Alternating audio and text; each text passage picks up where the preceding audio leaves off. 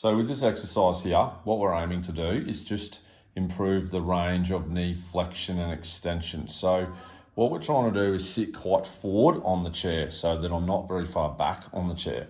I've got a nice stance leg here.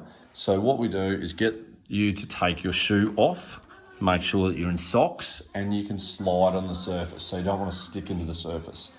So let's say this is our injured leg. So what we're going to do here is take the weight off this leg, so to speak.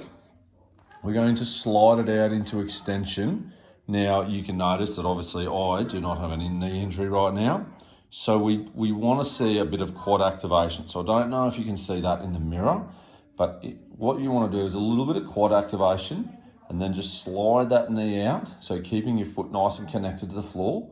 When that is at its comfort level, at the end of comfort, then we stop.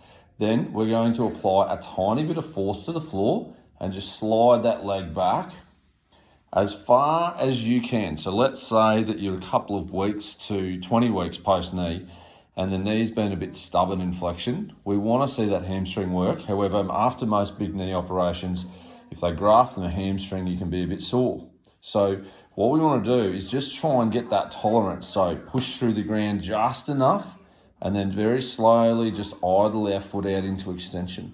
When we're getting to extension, getting to there, so that's my limit there. I'm happy with that, heels on the ground. And then we're going to glide it back. So a little bit of force, you'll feel your hamstring start to work and a little glide back.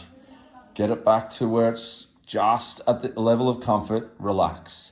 A little bit of force into the ground, slide away. You can notice this is socks on carpet, so it slides nice and easily.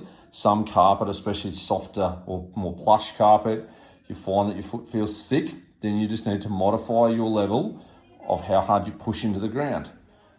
So you can see that it's not done very quickly because especially the closer you are in terms of operation date, you don't want any jerky movements. Often that can cause a bit of pain or a bit of discomfort.